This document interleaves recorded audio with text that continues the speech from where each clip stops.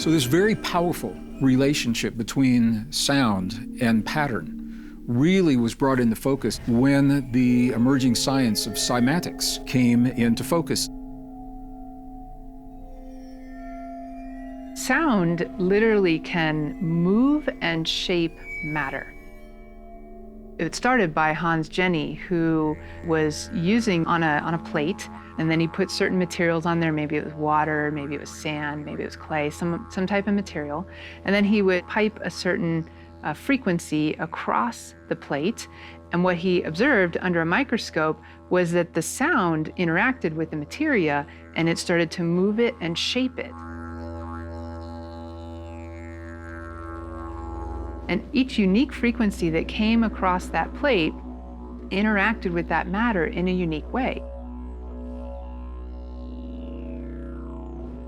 So it would create like a signature pattern within the materia. Some of the patterns that were formed just by a drop of water on the plate formed these beautiful mandalas. And what he saw was that the higher in frequency, the more complexity that we would find in the mandala. Because of the particular wavelength of the sound and the resonant frequency of the plate and the material that's on it, all of those acting together, create a static appearance of a figure. And that figure can frequently be something that appears in nature, like the hexagonal crystal, or even occasionally like a snowflake, if it's really adapted properly. But it's nothing more than vibration affecting material through resonance. Now, if you know anything about nature forms, cymatics shows this beautifully. The study of wave phenomena and how sound will create geometric patterns that are analogs to what you find in nature. It can be the Fibonacci series, replicated in the way that the daisy will have its middle part of its head, or the sunflower.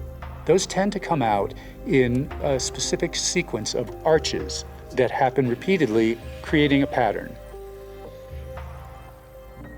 And then Lauterwasser, Alexander Lauterwasser, who was 50 years later, he was able to create analogs of nature forms that were so precise that he could replicate the entire cell structure.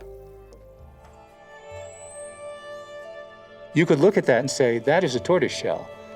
But no, it wasn't. It was lycopodium powder configured with all the different aspects, the polygon and the one part here and the parts around the edge.